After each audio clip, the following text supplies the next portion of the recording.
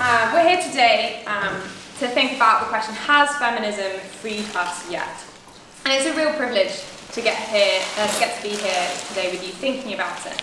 But before we dive into feminism, I want to think a little bit about what freedom means. It's been the call of all kinds of revolutions, from abolitionism to feminism to the French Revolution. Freedom has been called the soul's right to breathe, a universal human desire. In one of my all-time favourite quotes, the proto-feminist author Charlotte Bronte puts these amazing words in the mouth of her heroine when her lover attempts to go against her will. She says, "I am no bird, no net ensnares me. I am a free human being with an independent will, which I now exert to leave you." That's what freedom means to me. When I was an undergrad at Somerville, I was just over the road from here, and when Somerville was founded, which was actually 140 years ago this year, women weren't allowed to matriculate or graduate from this or any other university. We weren't allowed to go into the central libraries, the Radcamp. It's actually the reason why Somerville has the best undergraduate library, because women weren't allowed into the Radcamp, because it was a fear that we would unsettle male undergraduate students. We weren't allowed to vote, we weren't allowed to run for parliament. Now, female students here in the room can testify that we have as many rights as our male contemporaries. We've had 2 female prime ministers, both with more or less success, as well as countless other victories that feminism has won.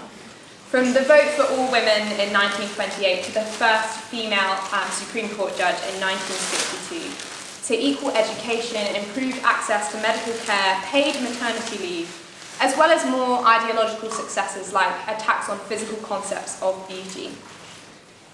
If you're a woman, and I'd argue even if you're a man, then the reality is that you have benefited from feminism, whether you call yourself a feminist or not.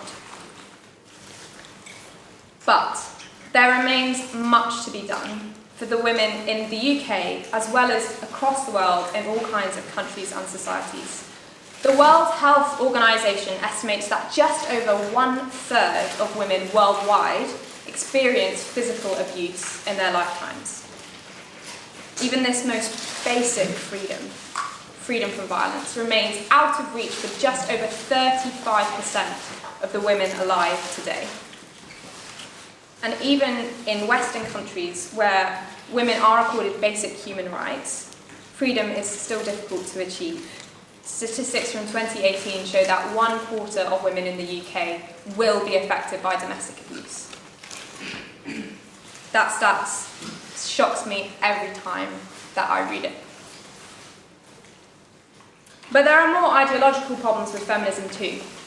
It's a fractured movement.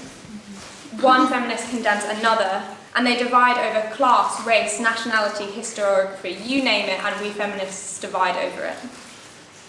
Pop feminism too seems to carry a lot of baggage. Deborah Frances White's podcast, The Guilty Feminist, which has enjoyed huge popularity amongst our generation, who identify as feminists but feel that they sort of drop short of the mark in some way.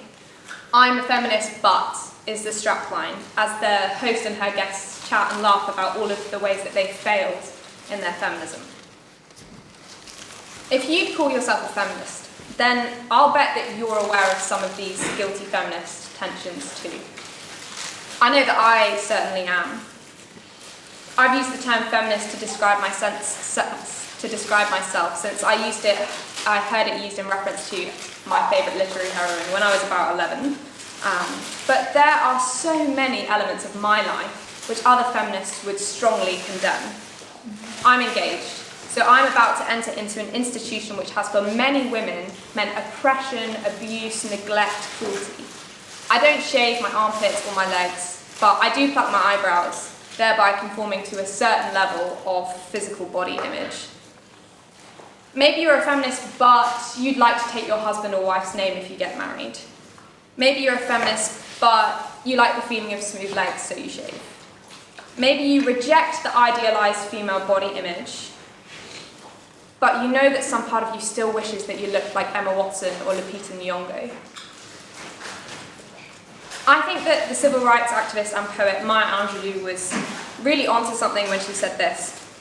Fighting for one's freedom is like struggling to be a good poet, or a good Christian, or a good Jew, or a good Muslim, or a good Zen Buddhist. You work all day long and achieve some kind of success by nightfall, go to sleep, and wake up the next morning with the job still to be done. So you start all over again. Feminism and feminist identity is a battle, isn't it? It's a battle with the outside world to identify and refute sexist practices forming things going on in every sphere of life. It's a battle with our friends, our families, the media, the culture, but it's a battle with our inside worlds too. It's a fight with myself to select an outfit which is not on some level informed for my desire for physical affirmation of my appearance. It's a fight to cease to shave my armpits because something in me seems to be programmed to believe that it is indecent. It's a battle on so many fronts that frankly sometimes, isn't it exhausting? We start all over again every morning seeking to achieve our identities and our freedom, seeking to assert our rights and our worth and having to sift through a seemingly endless torrent of expectations, both from those who support feminism and from those who disagree with it. If freedom is the soul's right to breathe, then it feels like my soul has a constant heavy chest cold. If freedom is a universal human desire, well then it's a desire that goes unsatisfied. I love feminism and I'm so grateful for the many things that it has won and taught me, and I will continue to call myself a feminist until equality is achieved or I die. But it doesn't satisfy me, and it doesn't make me feel free. It just substitutes the thing that I am to attain, which was the achievement of some patriarchal standard of beauty or femininity, for something else, a new feminist ideal which I actually can't even define. So what's the alternative? Christianity and feminism are words that many would deem completely irreconcilable.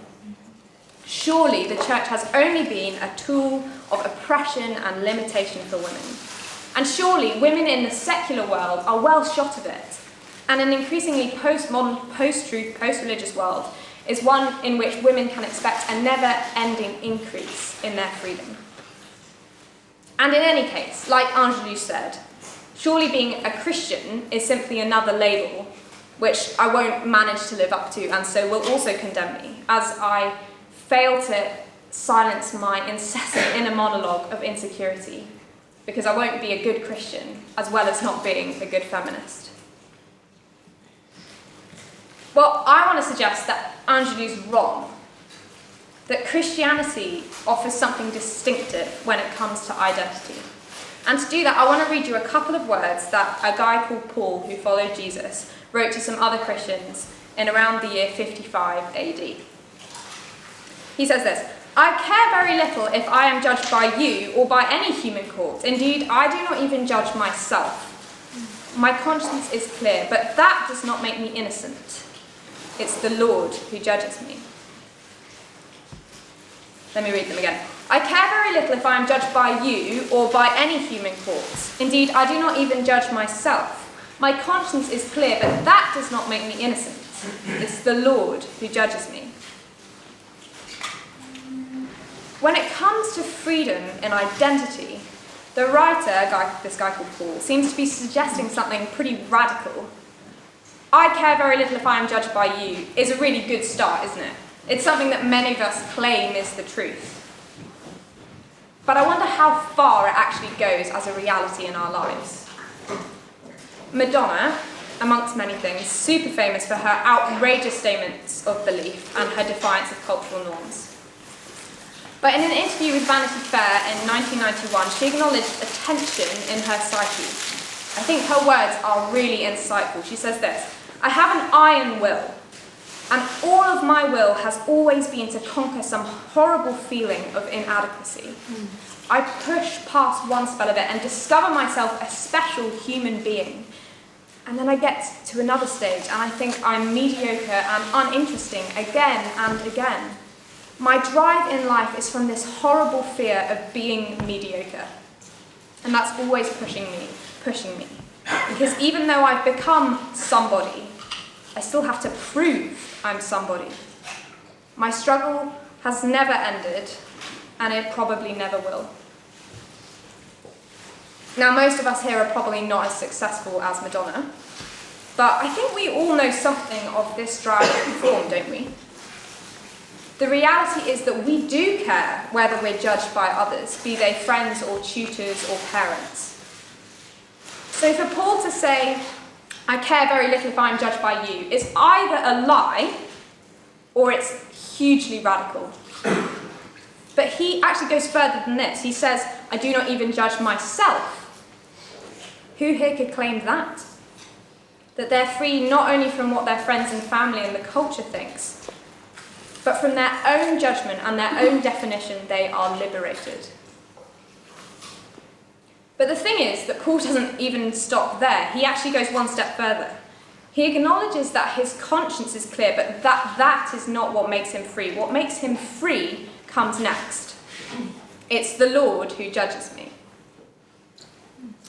Didn't sound like freedom the first time I read it. It feels like Paul's just arrived back at what Angelou said, that Christianity is just another thing that will condemn us, another label that we will fail to live up to. When it comes to feminism, pop culture suggests that we here feel condemned. We feel guilty. I think that's true experientially, that if we're honest, many of us feel like guilty feminists. But I wonder if it doesn't go deeper than that. Don't many of us just feel guilty? Full stop. I'm more than just a guilty feminist. I'm a guilty human. And if there is a God who judges me, then I am doomed. For I know that I cannot live up to even my own standards, let alone his. We know the world is broken. We see it everywhere we look. We know it in sexual abuse and discrimination and harassment and 1,000 other things beside. But when I'm honest, I know that the brokenness out there, well, it's on the inside too. Because I'm not a perfect friend, I'm not a perfect fiancé, and I'm not a perfect feminist. I feel guilty. But the good news is that this guy called Paul wrote quite a lot of letters. And in another one, written to a bunch of Christians in Rome, he wrote some words which I think help us to understand why he thinks that being judged by God is such a good piece of news for him. He says, there is now no condemnation for those who are in Christ Jesus. At first, this kind of seems like a contradiction, doesn't it? It's God who judges him, but God will not condemn him. Well, what if there were a way for both things to be true? What if there was a way for all of the standards which we have failed to meet, both our own and the world's and God's, to coexist with the reality that we are free? Free from judgment, free from struggle, free from self-doubt, truly free. This kind of freedom that Paul is describing is not subjective, not something that we have to fight to achieve, but received. It's objective. This is what Jesus Christ offers. In the biographies of Jesus' life, the man who we meet is perfect, literally. He never broke God's moral law. He healed the sick. He defended the poor and the widow. He lifted women up. He challenged corrupt authority. And at the end of his life, he was tortured to death by a combination of religious and secular leaders. He lived a perfect life. And in dying, he wasn't just a martyr or a victim. No, it was a deliberate act in which our guilt, our failure, and our brokenness was laid on him. All our mistakes, all our wrongdoing, Jesus dealt with at the cross. And then 3 days later, he rose again to prove he had broken death. So what Christians are is not better people, not more morally upright or holier than thou, but people who know they're broken and have accepted Jesus' sacrifice as their own. Because we can all feel judged by feminism and feminists, because we all judge feminism and feminists. But in Christianity, the only person who has the right to judge is the person who has taken the judgment for you. Paul knows that the judgments that the world casts upon him, that he casts upon himself, are irrelevant. Not because he is perfect, but because Jesus is. Because God loves him completely, utterly, without end, regardless of what he has done or who he is. He is objectively free. It's good news for Paul when he says, "It's God who judges me." Because when God looks at Paul, it's not the look of an angry judge, but the look of a loving parent who will love their child no matter what they have done. Doesn't mean that Paul gets to live however he wants. No, God's moral standards remain. But it means that he's already received the verdict that he's looking for. He's free. Christian identity stands in contrast to the identities of every other worldview and ideology, because at the cross, Jesus said, "It is finished."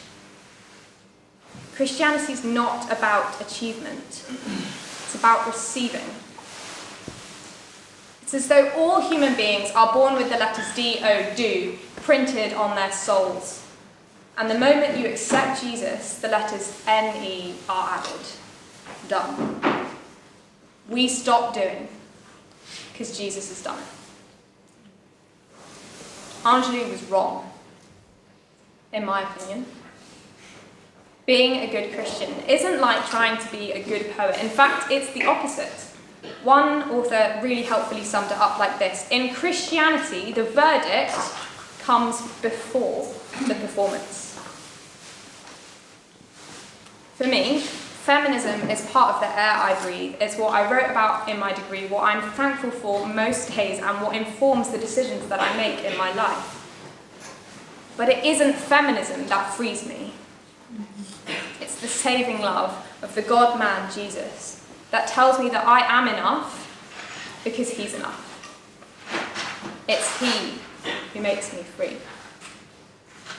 My feminism is only an outworking of the freedom that I already have in Jesus. I wonder what you think of what I've just said. Maybe you think it sounds great, but it's a fairy tale. Maybe you think that what I've just said kind of sounds like allowing another male entity to define who you are, which is kind of what feminism's been fighting against since it was born. I'm going to open up the floor to questions in a second after Josh has said something, so do feel free to shoot those back at me. But I'd also love to invite you to meet the man who has made me free. The man whose mission was to free all men and women from all realms and eras to be who they were made to be. And I think the best way to do that is to read one of the biographies of his life as a thinking adult. If you haven't already, it's the best thing to do to get to know what he's offering you. I think we've got some uncover marks somewhere at the back, which are, Alvin's holding one up, which are an account of his life. Do take one, read it with a Christian friend, or read it on your own and bring your questions back to the CU. I'd love to hear what you think about this man who I think has offered me freedom. Thanks very much.